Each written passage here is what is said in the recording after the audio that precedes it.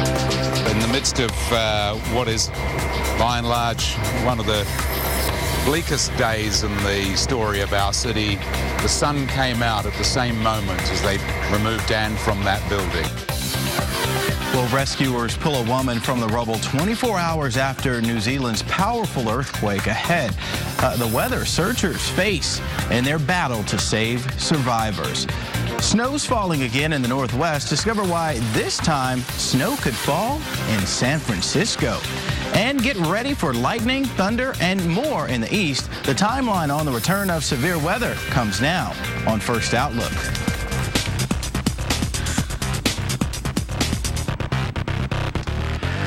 Well, a good Wednesday morning to you. Welcome into First Outlook. I'm Scott Williams. We're tracking snow in the Northwest, fog along the Gulf Coast, and we continue to bring you the very latest about the devastating situation in New Zealand. Officials now believe no earthquake survivors will be found in the remains of the building you're seeing right now, the Canterbury TV building in Christchurch. Among those inside when the quake hit, a foreign student group. But rescue efforts continued overnight. Crews faced cool temperatures as they rescued 48 people from the rubble of buildings that crumbled in the 6.3 magnitude quake. The death toll has risen. Officials say at least 75 people have died in the quake. Another 300 are still missing, and a curfew's in effect in the worst hit areas of Christchurch. The other story we're following this morning, the return of severe weather this week. Storm tracker Jim Cantori shows us where, when, and why. Yeah, as we go through the next 36 to 60 hours, we're looking at the threat of severe weather rapidly developing here across parts of the Mid-South. In addition to that, we cannot rule out some flooding rain potential here. Let's talk about it. The jet stream coming in across the west. We can see the disturbance already offshore of California. That comes swinging in through here and pretty much rides this jet stream right on up across the Ohio Valley and exits out through the Mid-Atlantic region. Now, as that occurs, this position of the jet typically develops low pressure, and low pressure developing across Texas will rapidly advance up through the Ohio River and in toward the Mid-Atlantic as we go toward Friday. And we just had snow here, and now we're talking about the chances for severe weather by the time we roll into Friday. But some 40 million of you will be affected in through here. There's a potential for these severe thunderstorms to include tornadoes, hail, high winds, and obviously some locally heavy rain within this entire area as well. So it's a multifaceted situation. There may be some snow, as you saw, on the north end in Detroit, perhaps into Chicago. The models have really backed off on that of late. They may come back in, but I don't anticipate anything more than 3 to 5 inches.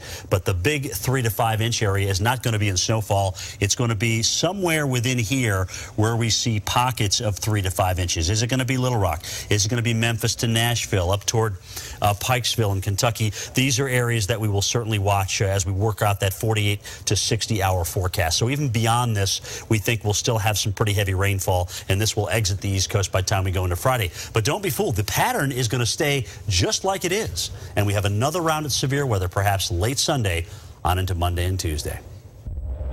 All right, thanks so much, Jim. And certainly getting into that active pattern where we still have the cold air from winter, but we also have the spring air and the milder conditions trying to make a return. So we get that battle of the air masses, and also we get, the threat for severe weather. Right now, quiet conditions across the country. As we look at the Doppler radar over the past 24 hours, yesterday we were tracking some light snow moving through the Northeast, the Mid-Atlantic on yesterday, but high pressure is settling in overhead. So get ready for a lot of sunshine and temperatures near seasonal averages. A few sprinkles in central sections of Arkansas, also into Missouri, but that's about it. As high pressure continues to build into the Northeast and New England, we are looking at quiet conditions, watching a little boundary around the Gulf Coast here. So some foggy conditions likely around New Orleans also as we move into the Sunshine State. And then we'll track some snow. That will be on the increase for Seattle and also Portland. But you can see high pressure settling in overhead. It's quiet, it's clear in many locations, but a little chilly out there. Temperatures in the 20s and also low 30s. So that high pressure will dominate the area here for the Northeast and New England. We're looking at temperatures in the low 40s for you in New York City as well as Washington, D.C. Upper 30s in the Boston area, but golden sunshine, so no weather worries, getting a break from all of the winter weather in the Northeast and New England. As we move move into the Midwest, it's fairly quiet. We have a few clouds from the Twin Cities into the Indianapolis area, but temperatures not too terribly cold here, dealing with the 20s in Indianapolis as well as Chicago and Minneapolis. And between Kansas City and St. Louis, a few sprinkles at best. Most of this not making it to the ground, but certainly be mindful that some of that could be some freezing drizzle along I-70. In the meantime, we are watching out for the high pressure that's moving off into the northeast and New England. Cincinnati, 48 degrees for your high temperature. Sun and clouds from St. Louis to Kansas City. We'll find mostly cloudy skies, however, from Minneapolis into Chicago with temperatures in the 30s. We're looking at the low cloud cover in Orlando as well as Tampa as we move along the Texas coast here as well. So some patchy fog to start. A little bit of light drizzle showing up as we move into northeastern sections of Arkansas. So watching out for the fog this morning as we move into Orlando as well as Tampa and most of central and southern Florida. So just watch out for that. Otherwise, still dealing with the dry conditions across the southeast. But get ready for sunshine and great conditions here after that fog burns off in Florida. Orlando, low 80s for you. Still more to come here on First Outlook. Find out about the science behind the earthquake. And also, we are keeping tabs on the next storm system that's going to be on the move.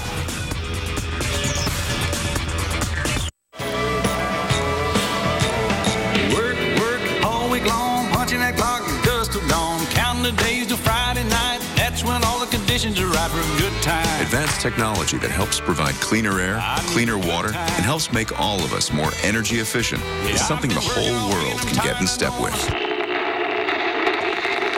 I need a good time. Eco-Imagination from GE. It's technology that makes the world work. What will your Disney memory be? Will it be smiles that magically appear? Or bags that magically appear? Meeting an enchanted princess, or being treated like one? Doing it all, or doing absolutely nothing? You can make your Disney memories happen right now with room, ticket, and a dining plan that saves you money, all for as low as $89 a day per person for 7 days. So let the memories begin at the place where dreams come true.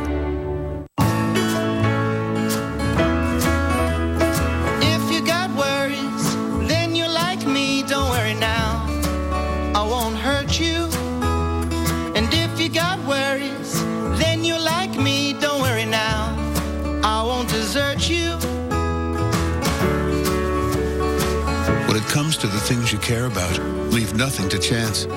Travelers, insurance for auto and home. Call or click now for an agent or quote. The Weather Channel in its prime, in prime time. Storms you have to see. Get out of here! Stories you won't believe. Weather caught on camera. Tonight at 8 p.m. Eastern on the Weather Channel. Primed for excitement.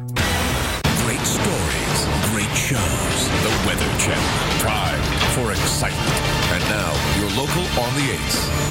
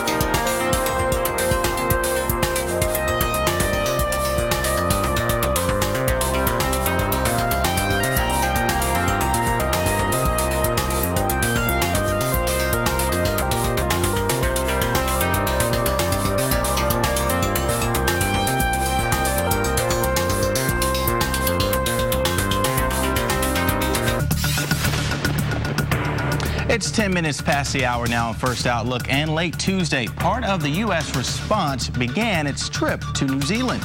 A Los Angeles County Fire Department task will help in the quake rescue effort. The 74-member, specially trained team carries 55,000 pounds of special tools and medical gear that they'll use to help in the search for earthquake victims.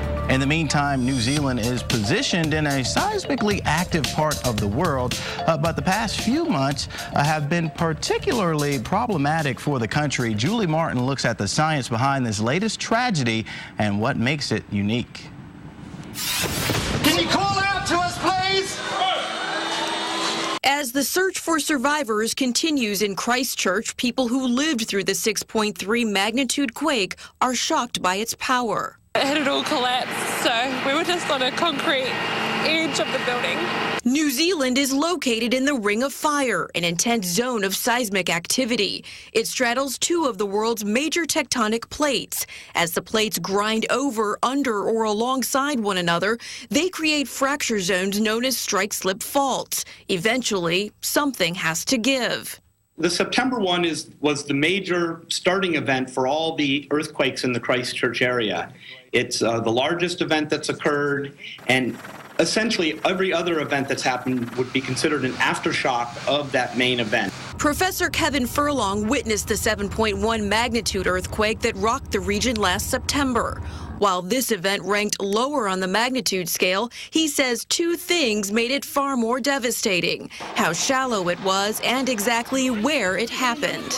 So most of its energy was actually directed to the structures and the shallow features of the earth. It's very close to the city of Christchurch, just on the south edge of the city, and by being very shallow and within just less than 5 or 10 miles from the center of the city, most of the energy that was generated during the earthquake was essentially available to do damage. Furlong says many of Christchurch's older buildings were already in a weakened state from seismic activity in the past when this quake struck, including its now fallen cathedral. I'm Julie Martin, the Weather Channel. All right, thanks, Julie. Time now, 12 minutes past the hour as we look at your business travelers forecast here. Fairly quiet conditions expected here, so no major worries. Some morning fog around New Orleans, but then you'll see sunny clouds. Dallas, a lot of sunshine, so minimal airport delays expected for you. As we move into the Northeast and New England, also we'll get a break from major airport delays. What about the travel outlook around New York City? No snow in the forecast today, so that will be some good news. A lot of sunshine, however, will greet you throughout the day. 9 a.m. Newark, temperatures in the upper 20s. And then as we move into the lunch hour here, near 40 degrees around Newark, White Plains, about 36 degrees. And